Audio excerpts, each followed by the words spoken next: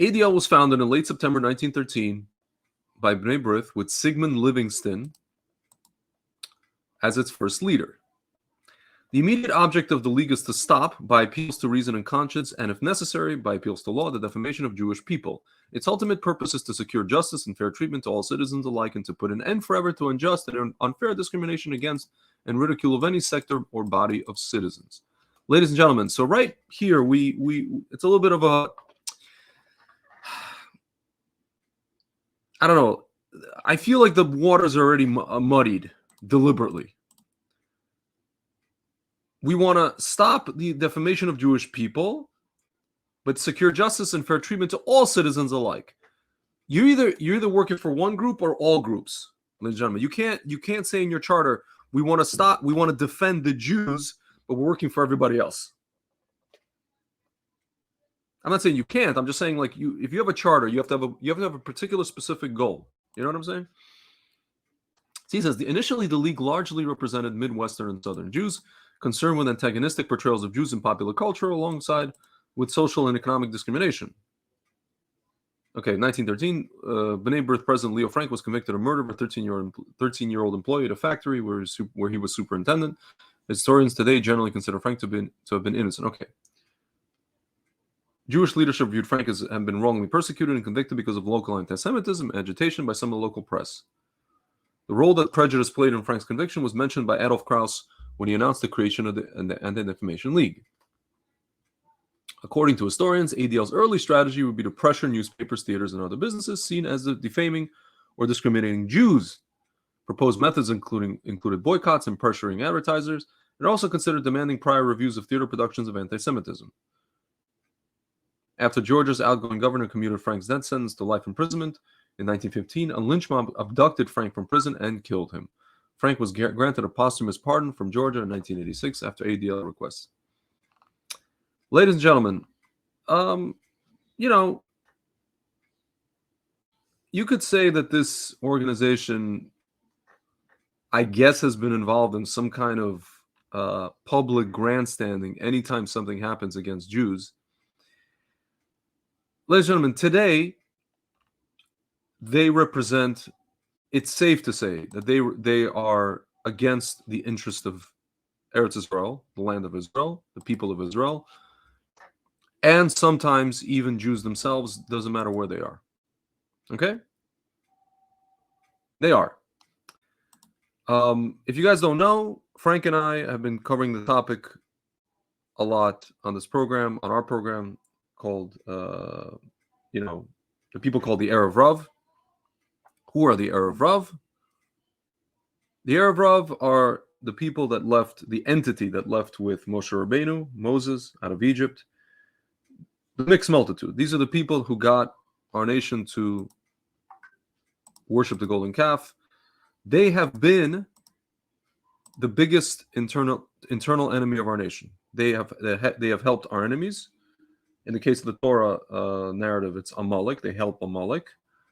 Amalek, you can say, was the Nazis. Any enemy of the Jewish people, irrational enemy. They are the facilitators. They are the enablers of our enemies, of the people who want to come and destroy us, whether it's the land of Israel, whether it's Jewish people, all the rest of it. Ladies and gentlemen, so Elon Musk came out and he basically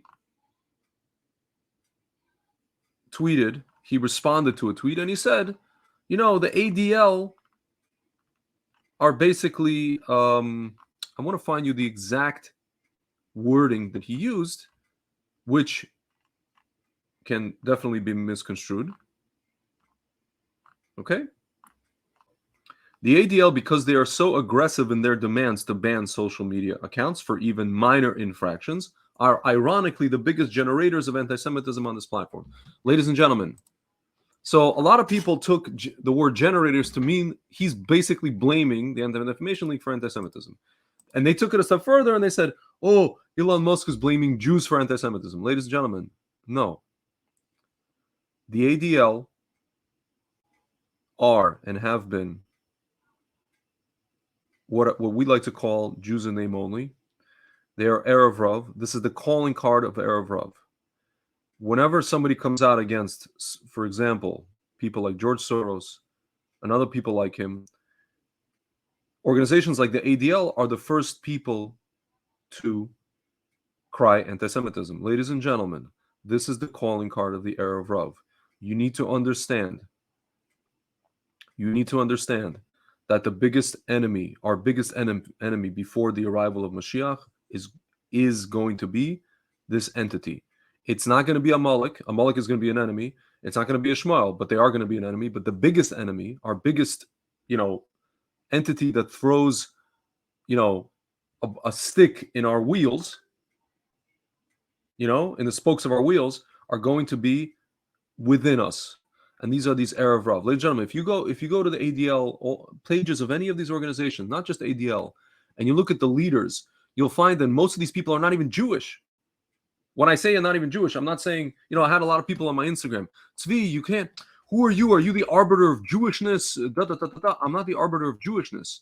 I'm looking at people's behavior.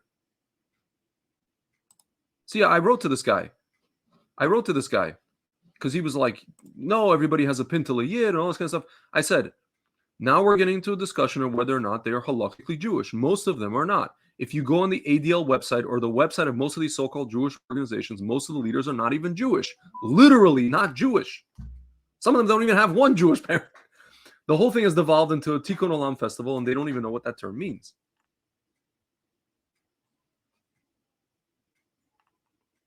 Ladies and gentlemen, people have it twisted. We're not talking about religious level. We're not talking about whatever, Jewishness, whatever the hell that means. We're talking about actions. Ladies and gentlemen, you judge people, you judge entities on their actions. If they are, on the one hand, coming out and defending our enemies, defending the enemies of Israel, talking about a two-state solution, talking about pulling Jews out of their homes, this and that and the other. Here, I'll just read to you here. In 1996, the ADL settled a federal lawsuit filed by groups representing. So at least they used to defend Jews back in the 90s and 80s, right? Here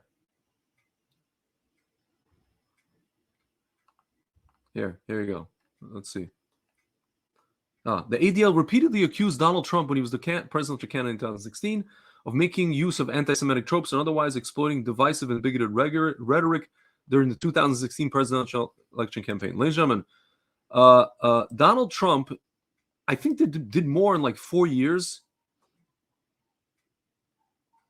for Israel and even Jews here in America than I think like every other president combined, including the one who whose I don't know, administration voted in the UN to give statehood to Israel. Ladies and gentlemen,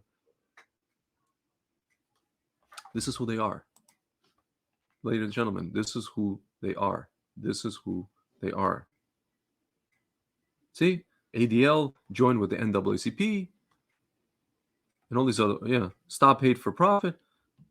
Ladies and gentlemen, these are all wokes. They've turned. I don't know. I want to say they've turned into a woke organization. They always were a woke organization. They always were. And now they're using the guise of just like everybody else does. Everybody who is just like them. They're hiding under the banner of defending Jews in order to propagate their political causes, which is basically leftism, wokeism, banning people they don't like politically. You see here, Elon Musk. Again, I'm not a big fan of his. I'm very upset at him. Frank and I are very upset at him. But here's Elon Musk responding to a few of these things. Yeah, indeed, the ADL pursues far-left political agenda rather than focusing on combating anti-Semitism. He's absolutely right.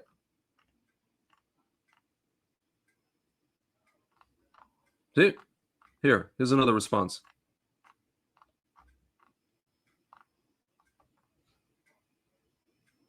Unbelievable.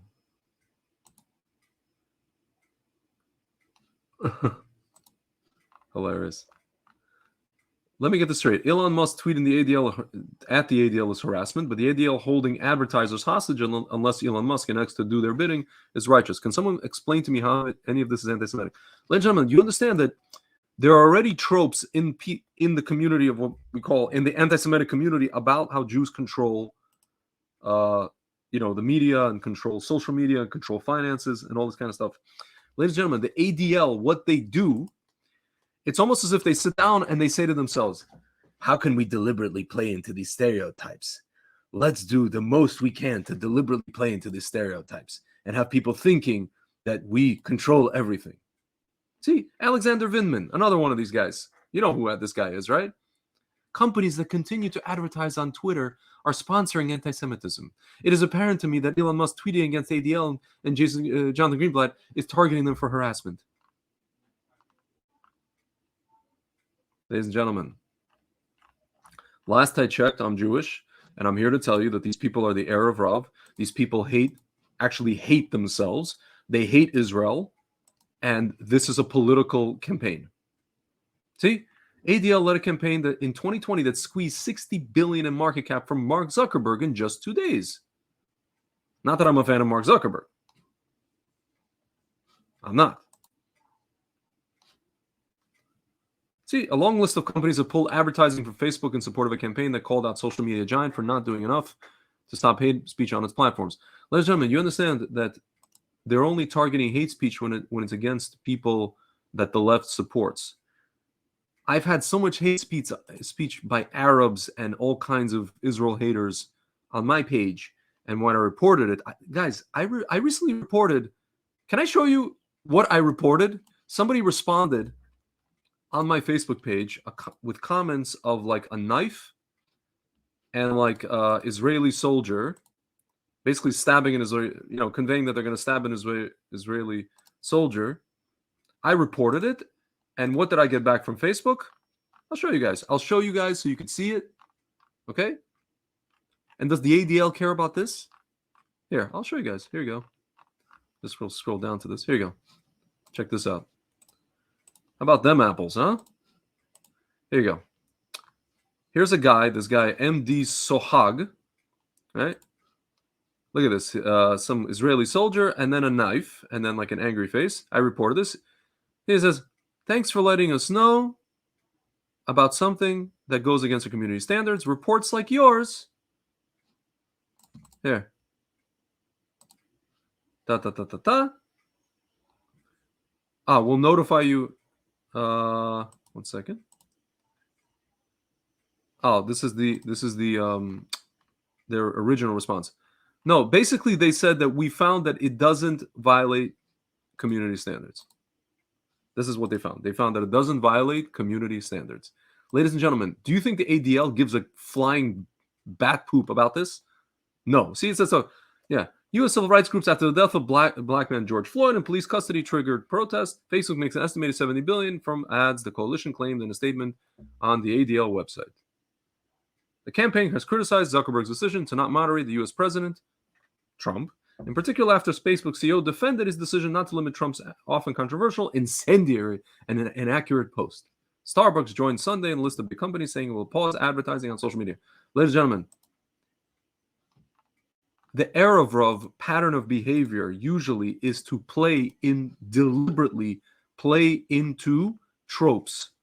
They research. It's almost as if they sit down and they research, what do anti-Semites accuse us of being? And then they sit down and they say, let's be that.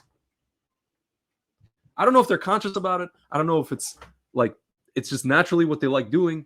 See, it says, head of the Anti-Defamation League, Jonathan Greenblatt, called Tucker Carlson an obvious anti-Semite and demanded he be deplatformed. Ladies and gentlemen, you understand. You understand now. And I called them ginos, and these people got upset that I called them ginos, Jews in name only. Ladies and gentlemen, yes, it has nothing to do with I'm the arbiter of Jewishness or this or that and the other. I'm not talking about, I don't even care if they keep Shabbos or not. Ladies and gentlemen, I will call a group like Neturei Karta and any other group that goes and meets with Iran. These guys are, straight up, they keep Shabbat, they keep kosher. all the rest of it, every mitzvah, except for maybe Yeshuv Eretz Israel, settling the land of Israel, okay? But I will call those guys ginos. Why? Use the name only. Why? Because they hurt us. They hurt us. That's it. It's very, very simple, ladies and gentlemen. If you're doing anything to harm physically or otherwise the Jewish people or land of Israel, you're an internal enemy. I'm sorry to say. Yeah, here you go.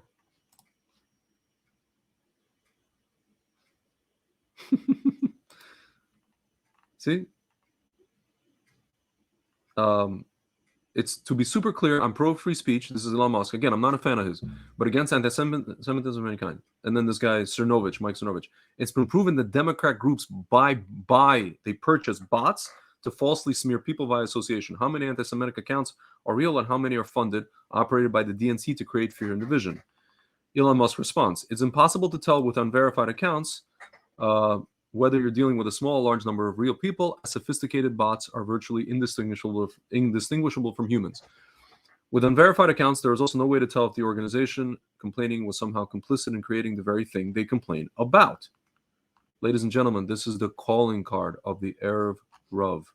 The calling card. I'm telling you, and so many people, so many Jews agree with Elon, stand with Elon on this, against the ADL. They realize the ADL hasn't been Jewish, just like the Rothschilds haven't been Jewish since 1934, since Baron Edmund passed away. Ladies and gentlemen, no. When we criticize those who hurt Israel, we're criticizing the person. I am criticizing George Soros. I'm criticizing, Thomas Friedman. I'm criticizing the ADL because they hurt me. They hurt where I live. They hurt my land.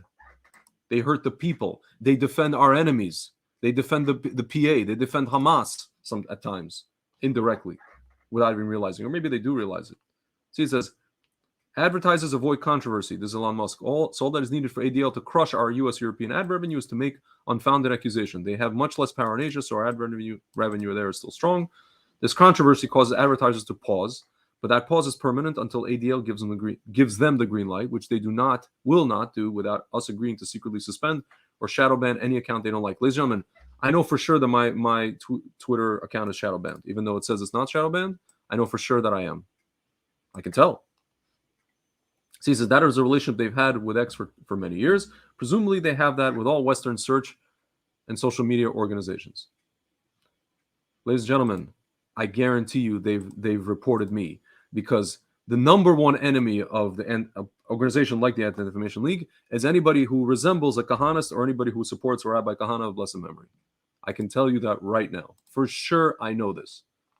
See? Hi, right, Libs of TikTok. I read this to you guys before. Please consider releasing all communication and providing full transparency on the Erev Rav. I'm going to just, instead of saying ADL, I'm just going to say Erev Rav. On the Erev Rav and all other organizations who have pushed to censor certain accounts on Twitter. This is Chaya Raichik. Elon Musk says, great point, a giant data dump would clear the air. Yeah, ladies and gentlemen, not anti-Semitic. Anti-Erev Rav. The greatest enemy of the Jewish people, internal enemy before the arrival of Mashiach. These are who these people are. Next response. Here you go. Judge finds ADL $10.5 million in Colorado defamation suit. This was back in 2000. They defamed. Anti-Defamation League defamed. Ladies and gentlemen, I'm telling you, this is the calling card of the Erev Rav. This is how they operate. This is how they work. Next. In our case, Elon says, we would potentially be on the hook for destroying half the value of the company, roughly $22 billion. They would, sorry. Unbelievable. Here. Is anyone aware of any legit X accounts which track left-wing misinformation, conspiracy info being posted on the site? Left-wing. I follow 3 accounts that track misinformation, conspiracy stuff, and 98% of what they post about is coming from the right. The fact that most of it comes from the right doesn't surprise me. It's a long-standing finding. The majority, okay, blah, blah, blah. But the incredible imbalance makes me wonder if these accounts are missing stuff on the left. Yeah, like the stuff that Palestinians post all the time about what they want us to think that Israel does to them. Ladies and gentlemen, yeah, here you go. Elon Musk visiting Masada Fortress in Israel, 2018. That's me. Yes. Okay, whatever. Fine. I believe him.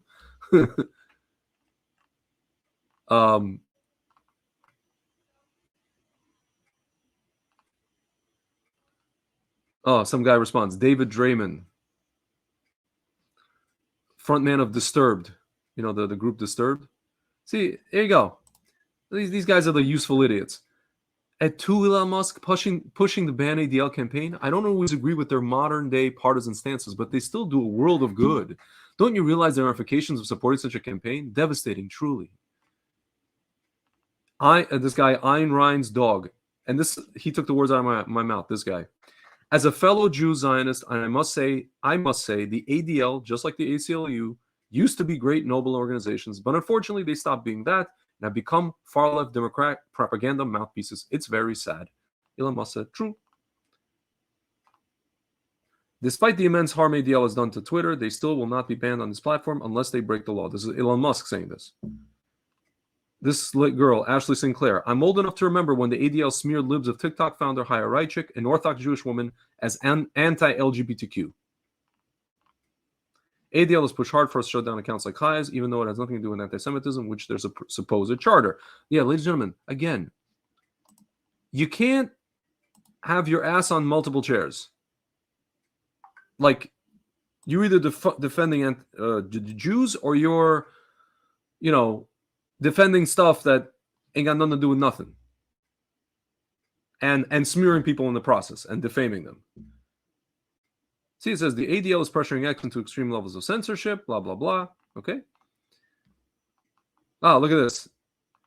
Wow, as recently as 2016, Jonathan Greenblatt sounded like Elon Musk on free speech. He claimed his only concern was violent threats, but as soon as ADL got into the big tech companies, they disregarded free speech and began pushing the most extreme censorship.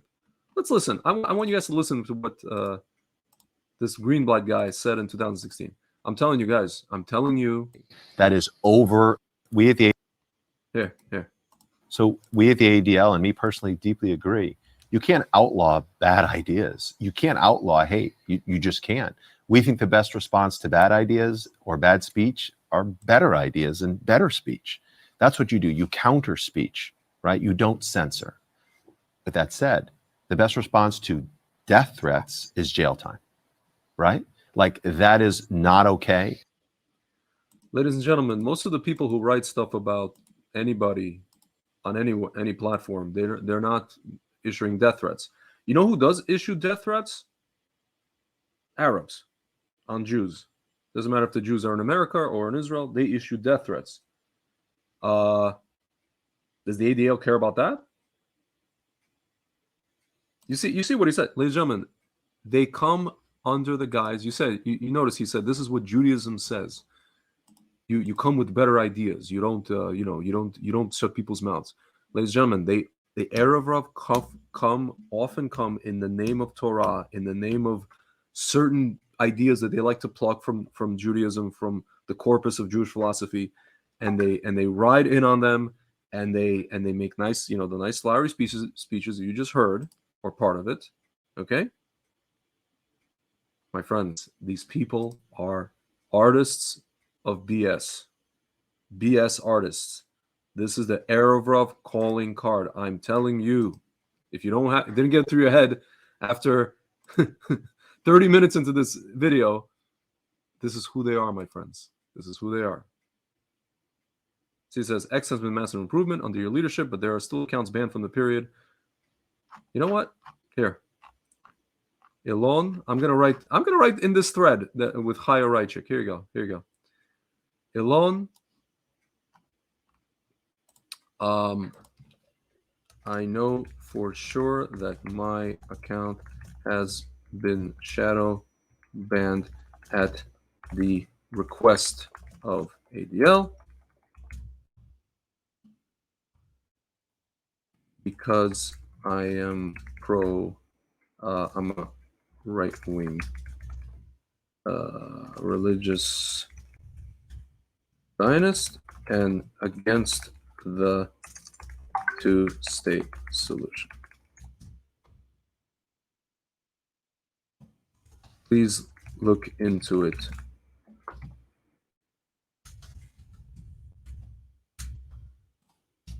Thank you.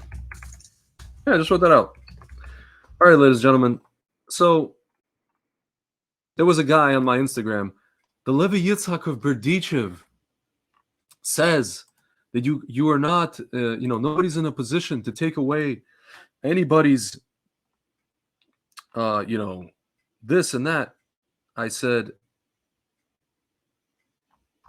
my friend, I know all about the Levi Yitzhak. I'm not talking about that. I'm talking about people who do things to harm us. You ever see Glenn Gary, Glenn Ross? You are hired to help us, not to F us up, you fairy. You company man. Ladies and gentlemen, anybody who F's us up or helps those who F us up is our enemy, whether they realize it or not.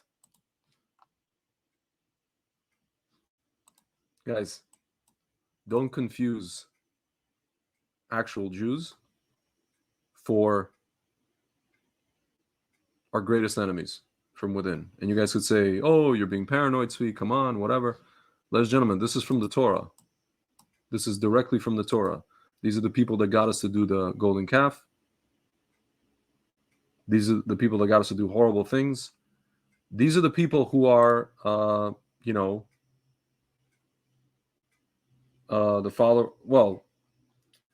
people who got us to follow the Shabtai Tzvi fiasco, and after them came the Frankists. Guys, if you want to read about who these people are, really, starting from the Torah, and in modernity, Shabtai Tzvi, all the way up until today, read a wonderful book by Rabbi Marvin Antelman called To Eliminate the Opiate. What is the opiate? The opiate, Karl Marx called religion is the opiate of the masses. So, he was talking about the Torah, right, in this case. So these people's goals is to eliminate the opiate. That's what their goal is. They want to eliminate the opiate. With what? All kinds of ideologies, communism, leftism, wokeism, what have you. Fake, I'm all for Kabbalah, but these people brought, they twisted the Kabbalah and they twisted the Torah and they said, we're allowed to do this sexual act and this sexual. Guys, I mean, read this book and you'll start to understand who these people actually are and what their goals are, what they actually believe, what they're actually attached to. We go into all these expositions, Frank and I, about it. And I'm telling you guys, one of their main calling cards is to basically take any trope that anti-Semites already think about us, spread about us, and to actually act it out. As Elon said, you guys are contributing to the damn thing. You're enabling anti-Semites. You're giving them fuel. So, my friends, I hope we now understand. Maybe I'll read one more thing. Yeah.